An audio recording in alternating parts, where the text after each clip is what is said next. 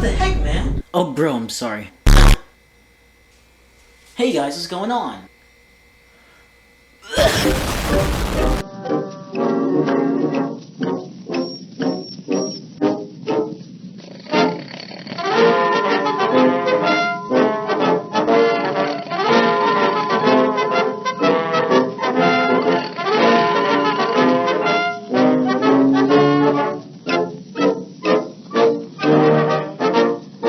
Hi guys, welcome back to I haven't left the house in weeks, so I do not know what to do with my life.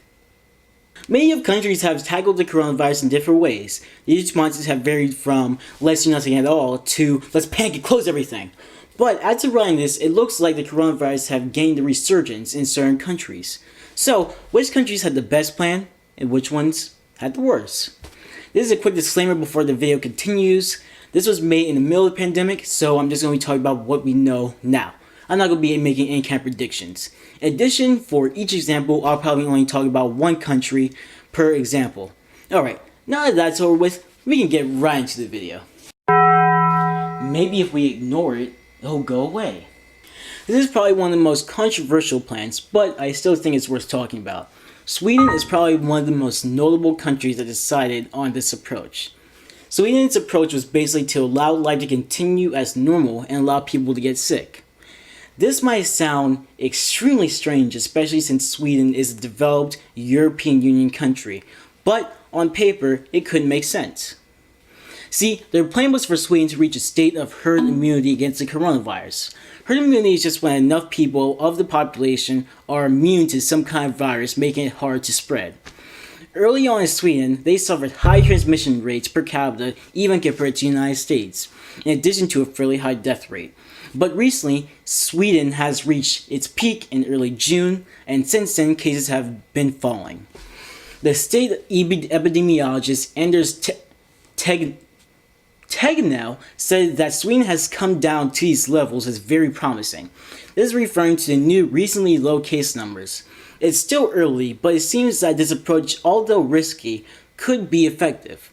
Until the end of the pandemic, we really don't know. So this video will probably be outdated in like a month anyway. We must protect the economy. This approach in particular has a few sub-flavors, if you will. See, they are the people, then the economy, the people and the economy, or the economy, then the people. I want to keep this video short, so I'm going to be oversimplifying a lot, like normally. Anyway, the first is the economy, then the people. Brazil has been making the rounds in the news lately, especially in talks about the coronavirus. The president of Brazil, in particular, is known for being an advocate for loose restrictions because of its potential damage on their economy. But this makes sense, especially because the Brazilian economy is supposed to shrink 6.4% this year.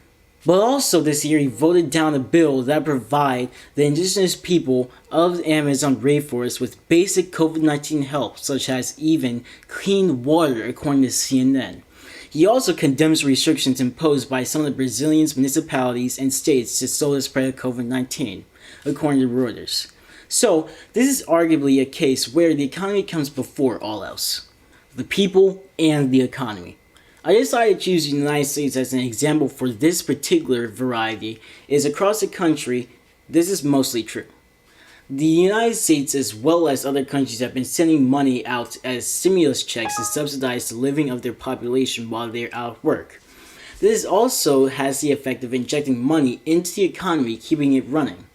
Currently, as of writing, this could change, the United States has been handing out $600 to persons who have filed for unemployment.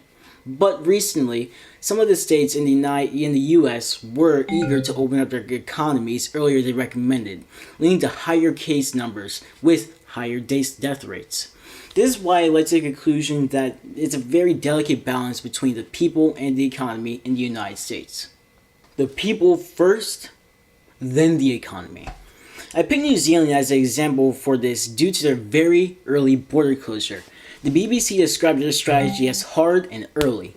Their main approach was to stay home and close their borders, to be frank. In addition, they communicated to their population on what they should be doing during this time and on public health. But the most important factor was public compliance.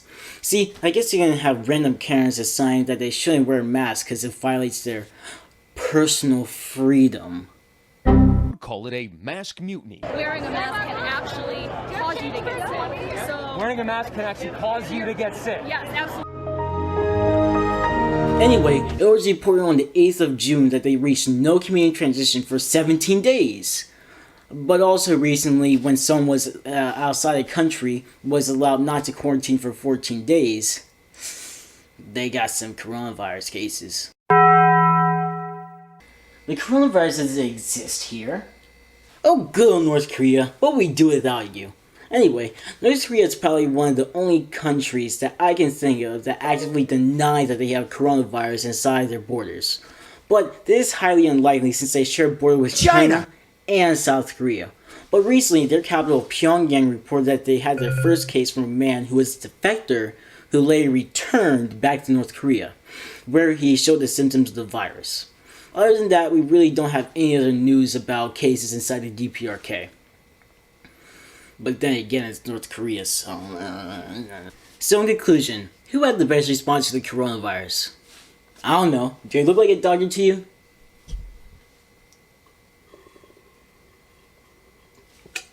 Quit it! You can zoom out already!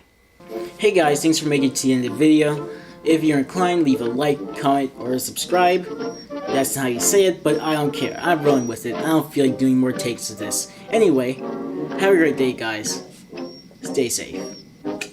Quit it! You can zoom out already! Perfect. Perfect. What am I doing with my life? $5 foot long. That's going to do us.